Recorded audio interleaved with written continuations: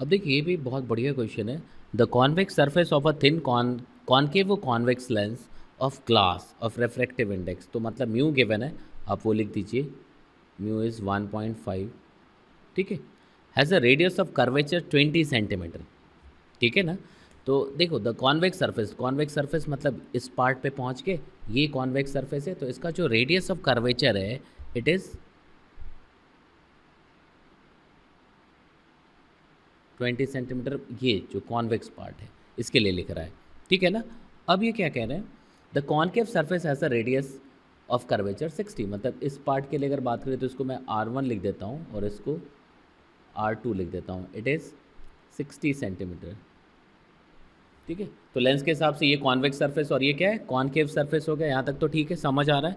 अब नेक्स्ट ये क्या कह रहे हैं, the concave surface has a radius, ठीक है, the convex side is silvered, मतलब ये पार्ट देखो ये सिल्वर कर दिया हुआ है, दिस पार्ट इज सिल्वर्ड, मतलब जो कॉन्वेक्स पार्ट है इट हैज़ बीन सिल्वर्ड, ये देखिए लिख सकते, ये सिल्वर किया हुआ है, is silvered and placed on a horizontal surface, ये तो बहुत साफ है, हॉरिजॉन्टल सरफेस पे इसको रख दिया हुआ है, ठीक है।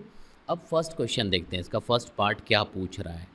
फर्स्ट पार्ट ये कह रहा है, where should a pin be placed on the optic axis such that its image is formed at the same place. अभी एक क्वेश्चन और भी हमने कराया था, उसमें भी यही चीज़ था कि जिस पॉइंट पे हमने ऑब्जेक्ट रखा है, मान लो यहाँ पे हमने ऑब्जेक्ट रख दिया, तो इमेज भी वहीं पे बनना चाहिए। तो भाई इमेज वहीं पे बनने का मतलब पाथ को रीट्रेस करने जैसी चीज़ होनी है, और रीट्रेस मतलब रिफ्लेक्ट बैक होना है, और रिफ्लेक्ट बैक करने के लिए हमारे पास एक इंपॉर्टेंट कंपोनेंट इस पूरे अरेंजमेंट पूरे डिवाइस में है, वो ये सिल्वर्ड सरफेस है। अब कॉनकेव के लिए अगर सिल्वर्ड सरफेस है, ठीक है, अगर कॉनकेव सरफेस है और इसके लिए एक सिल्वर्ड सरफेस है, तो पाथ एक ही कंडीशन में वो रीट्रेस करेगा जब इसके परपेंडिकुलर आ जाएं आप, ठीक है, मतलब जो इंसिडेंट रे हो वो इस कॉनकेव के सरफेस के परपेंडिकुलर, मतलब along the radius radial line पे हो, तभी ये इस लाइन पे वापस बैक होगा, अदरवाइज ये किसी और एंगल पर रिफ्लेक्ट हो जाएगा, ठीक है। तो क्या, अब देखिए मान लो ये जो हमारा पिन है वो यहाँ पे है, ठीक है। तो अब ये वापस जैसा मैंने आपको बताया कि भाई ये जो है वापस इमेज यहीं पे बन जाए, तो यहीं पे बनने के लिए एक चीज़ है कि भाई रिफ्लेक्ट बैक होना चाहिए, मतलब उस पाथ को रीट्रेस करना पड़ेगा इसको, ठीक है। तो पाथ को रीट्रेस करने के लिए यहाँ जो इंसिडेंट रे है वो इसके परपेंडिकुलर होना चाहिए, ताकि ये इस तरह से आए तो फिर ये वापस हो जाए, लिख सकते। मतलब ये परपेंडिकुलर कहने का मतलब ये जो लाइन है ये सेंटर ऑफ कर्वेचर पे चला जाए इस कॉनकेव सरफेस के, लिख सकते। मतलब आफ्टर फर्स्ट रिफ्रैक्शन देखिएगा, यहाँ से देखिए, आफ्टर फर्स्ट रिफ्रैक्शन कहने का मतलब है यहाँ से आया, ये देखो ये ऐसा आएगा, ठीक है ना। ये डायग्राम थोड़ा समझने की कोशिश करिएगा, देखो ये पहला यहाँ से आएगा, देखना ये, ठीक है। देन यहाँ से क्या हो गया, ये रिफ्रैक्ट हुआ, रिफ्रैक्ट होने के बाद ये देखो, रिफ्रैक्ट होने के बाद तो रहा है सब, तो फर्स्ट रिफ्रैक्शन के बाद जो सीधा लाइन खींचे तो वो सेंटर पे पहुंच जाए, सेंटर ऑफ कर्वेचर पे पहुंचे, तो सेंटर ऑफ कर्वेचर पे पहुंचेगा तभी आप कह सकते हो ये चीज़ ऐसी और होगा कि भाई जो रे है जो आफ्टर फर्स्ट रिफ्रैक्शन मिल रहा है परपेंडिकुलर टू दिस सरफेस मिल रहा है, तभी ये रिवर्ट बैक, मतलब ये रिफ्लेक्ट बैक वापस उसी पाथ को रीट्रेस कर पाएगा, ठीक है। मतलब बहुत सिंपल कहानी अब निकल के आई कि after reflection from this curve surface जो इमेज बनना चाहिए वो इसके रेडियस ऑफ कर्वेचर पे बना, सेंटर ऑफ कर्वेचर पे बनना चाहिए, किसके, इस कॉनकेव सरफेस के, लिख सकते।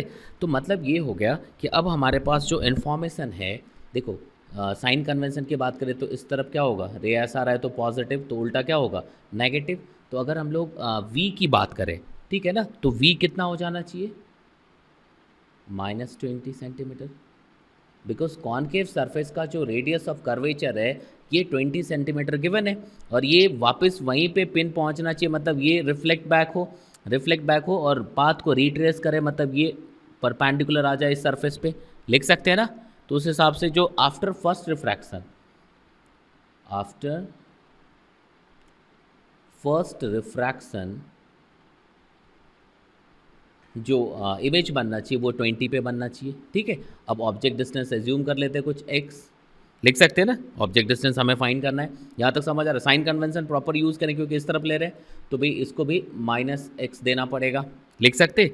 अब देखो बाहर μ1 है, μ1 कितना है 1, कुछ गिवन है तो 1 लिख देंगे, μ2 इज़ 1.5।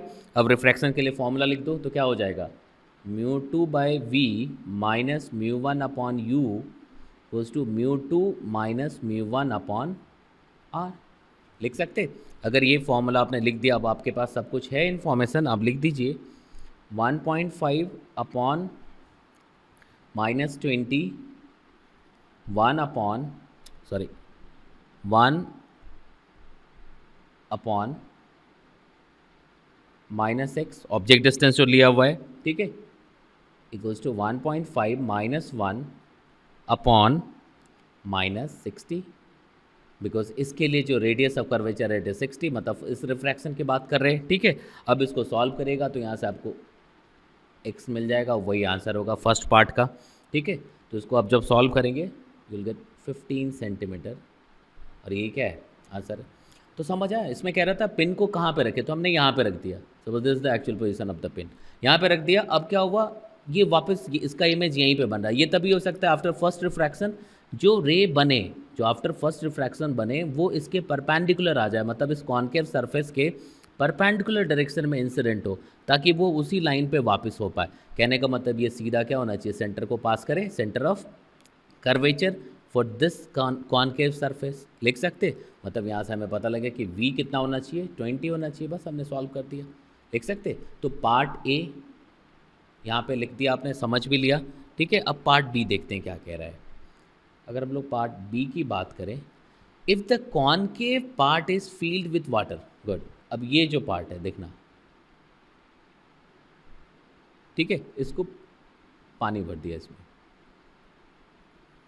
ठीक है, field with water of refractive index 4/3। अब इसको मैं μw लिख देता हूँ एंड इट इज़ 4/3। ठीक है, find the distance through which the pin should be moved so that image of the pin again coincides. मतलब सब कहानी वैसी रहे। अब क्या मेरे को पिन को यहीं पे, ये जो पिन का इनिशियल पोजीशन था, क्या यहीं रखना है या शिफ्ट करना है? डेफिनेटली शिफ्ट करना पड़ेगा। तो कितना शिफ्ट करना पड़ेगा ये पूछा जा रहा है। तो यार इसमें कुछ नहीं करना है, सिर्फ ये लगाना है कि सब कुछ वैसा ही था। अब ऑब्जर्वर ये था, मतलब ये ऑब्जर्व कर रहा था ना, ऑब्जर्व करने का मतलब इस पे रिफ्रैक्शन होना था। तो इस सरफेस के लिए ऑब्जेक्ट डिस्टेंस जो पहले कितना था, x। अब यहाँ पे जैसे ये हमने इसको भर दिया हुआ है, अब ये एक प्लेन सरफेस से रिफ्रैक्शन हो जाएगा। और प्लेन सरफेस से जब रिफ्रैक्शन होता है, ये पढ़ा हुआ है आपने कि अगर आपका ऑब्जेक्ट रेयर मीडियम में और ऑब्जर्वर डेंसर में होगा तो म्यू से मल्टीप्लाई हो जाएगा। ठीक है ना, मतलब अपरेंट जो डेप्थ है वो बढ़ जाता है। तो यहाँ पे ऑब्जर्वर मतलब यहाँ से ऑब्जर्व कर रहे हैं। अब सिंपल चीज़ है, अब देखो ना, यहाँ से अगर रे आना है तो मान लो कोई एक रे ऐसा आया, लिख सकते।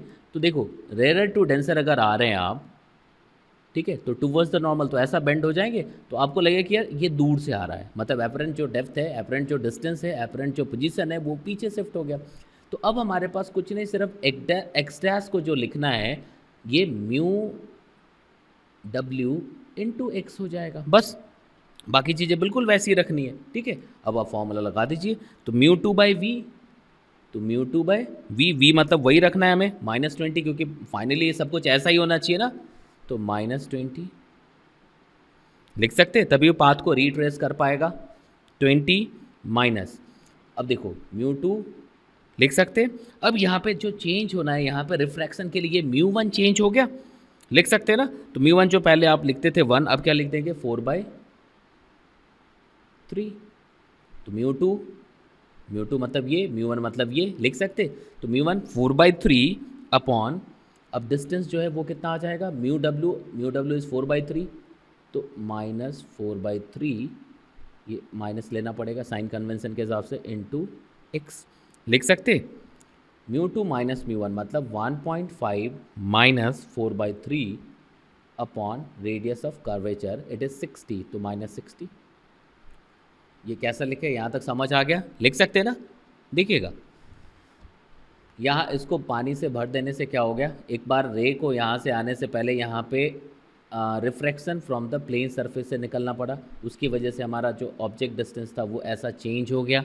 ठीक है, अब यहाँ पे जो रिफ्रैक्शन के लिए लिखना है कर्व सरफेस के लिए, एक ये मीडियम एक ये मीडियम है, ये μ2 हुआ और ये क्या हुआ μ1, जिसमें रिफ्रैक्टेड रे आना है वो ये, और जहाँ से आना है तो this upon v minus this upon u, तो ये 4/3 है वाटर, और ये जैसा लिखा था हमने लिख सकते। तो ये आ गया, यहाँ तक समझ आ रहा है। अब बाकी सारे वैल्यूज़ पुट करिएगा, सब कुछ निकालिएगा। तो यहाँ से जब आप सॉल्व करेंगे तो ये जो एक्सटैस आएगा ये कितना आ जाएगा 13.84 सेंटीमीटर। तो जो पहले 15 सेंटीमीटर था, अब पिन की पोजीशन को 15 ना होकर के 13.84 होना है, मतलब उसको नीचे शिफ्ट होना पड़ेगा, डाउनवर्ड डायरेक्शन में शिफ्ट होना पड़ेगा। और कितने से शिफ्ट होना पड़ेगा तो डेल एक्स निकाल सकते हैं आप शिफ्ट होने के लिए, मतलब अब चेंज कर दे 15 माइनस 13.84। ठीक है, अब इसको सॉल्व कर दीजिए तो you get 1.16 centimetre, this the answer.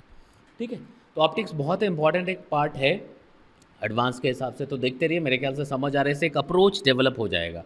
मतलब ऑप्टिक्स में थोड़ी सी मुश्किलें रहती है कि एक तो फॉर्मूला तो कम है लेकिन कॉन्फिडेंस नहीं बन पाता जितना आपको मैकेनिक्स एंड इलेक्ट्रोडायनेमिक्स में बनता है।